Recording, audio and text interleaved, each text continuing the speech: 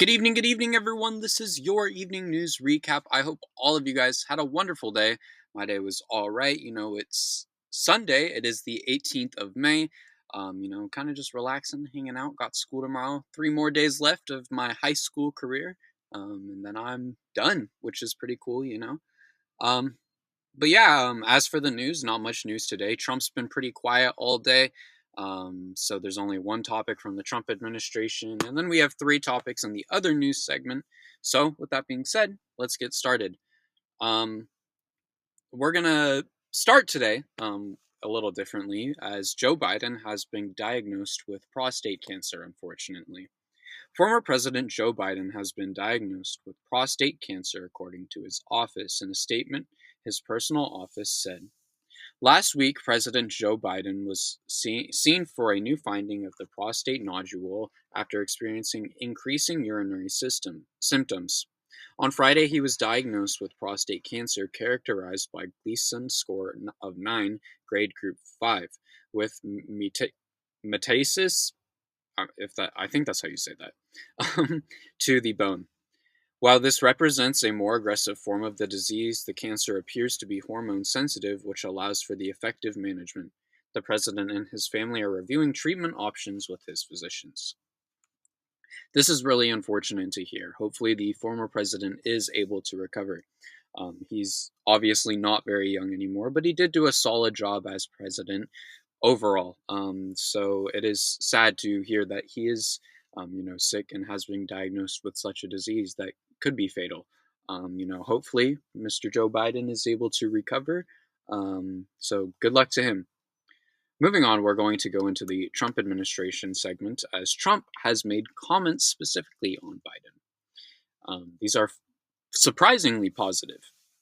In a post on Truth Social, Trump has expressed his condolences on Biden's new cancer diagnosis. The post reads, Melania and I are saddened to hear about Joe Biden's recent medical diagnosis. We have extended our warmest and best wishes to Jill and the family, and we wish Joe a fast and successful recovery. I'm gonna be honest, I don't believe he said this, and even if he did, he probably doesn't mean it. I really just think this was a PR thing. All he's done is flamed Joe Biden and attacked him every day, pretty much. He cannot keep Joe's name out of his mouth, which is super unfortunate. But at the end of the day, this is probably just PR. And you got to say it because he was the former president, and it's kind of how those things go, unfortunately. We're going to move back into the other news segment now, as we have two topics to cover, if I could speak. Those two topics being a Mexican Navy training ship has hit a Brooklyn bridge, and the far-right party in Romania has lost. A Mexican Navy ship has hit the Brooklyn Bridge, killing 2 and injuring a dozen more. The ship, called the Cuauhtémoc, was carrying 277 people when it lost power and struck the bridge, according to New York Mayor Eric Adams. According to senior officials, when the boat was moving in the wrong direction when en route to Iceland, officials claimed the mechanical issues caused the problem. The ship has been docked at Pier 36 and will wait to be repaired and assessed before relaunch. My condolences to the 2 people who were unfortunately passed away in this incident, and I hope the people who were injured in this incident can get a speedy recovery. It's always unfortunate to hear about an accident like this. They tend to do a lot of damage to not only the boat and the bridge. So hopefully everything can be brought back to speed and brought back to use as soon as possible. I know I did hear that Brooklyn Bridge was only closed for around 40 minutes, which sounds good because it seems like there was minimal damage if the bridge is able to remain open. Moving on to the final segment today. I know it's been a bit of a short one, but weekends are normally slow per usual. It's kind of just how it goes.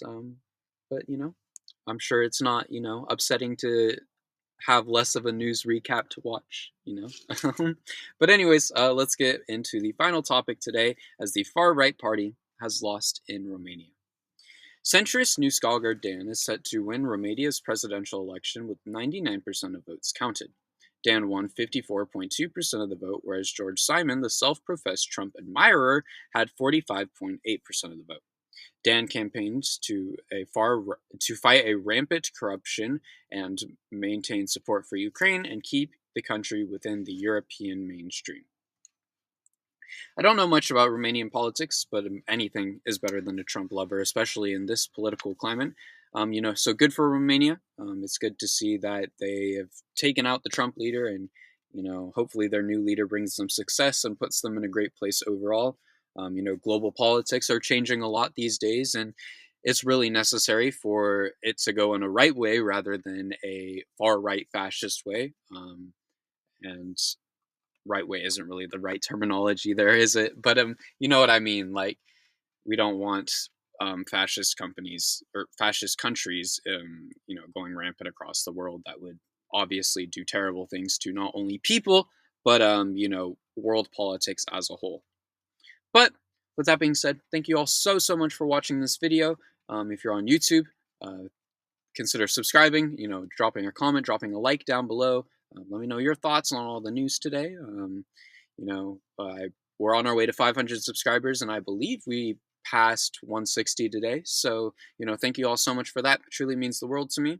If you're on Substack, please consider pledging your support. All funds go to me. They help me pay for the things that I'll need to pay for in college, like, food, clothing, all those sorts of things. But if not, you can always subscribe for free. I appreciate all forms of support on my content. Truly, it means the world to me. I wouldn't be doing it if it wasn't for you guys. But yeah.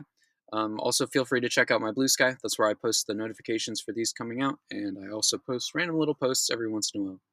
That being said, thank you all for watching, and I will see you all in tomorrow's episode. Later.